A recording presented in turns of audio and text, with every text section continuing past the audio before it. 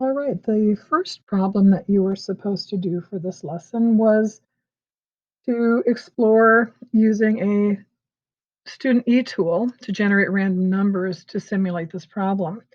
Because there were a lot of you, you got many different answers. And so I did not go ahead and um, have a set of answers to go over for clarification for this part of the assignment. If you go on to letter C and you use the results to estimate the probability of getting all three action figures, the question is, should Janelle be worried? And if we have the theoretical probability that we're considering, the theoretical probability is about 62 hundredths or 62%. The possibility of getting all five action figures is better than 50-50. So should she be worried? That depends on how much she wants to go to McBurger's with her babysitting kids.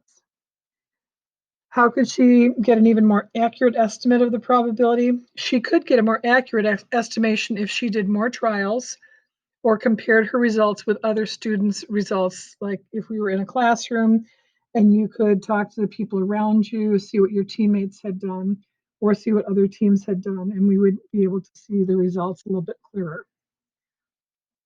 If you used a random number generator, what is the theoretical probability of getting each of these outcomes? All right. So the probability of getting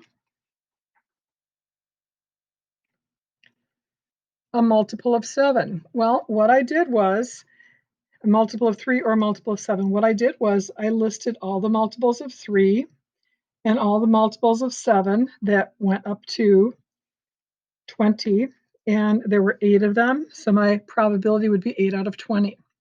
The probability of getting even or odd would be 20/20 or 100% because every number from every number in the generator is going to either be even or odd. The probability of prime, again, I listed all the primes or 1. I added 1 here, and there are 9 numbers that are either prime or 1 between 1 and 20. How do you feel the probabilities? How did you find the probabilities of these events? Well, I listed them and I rewrote them as probabilities out of 20.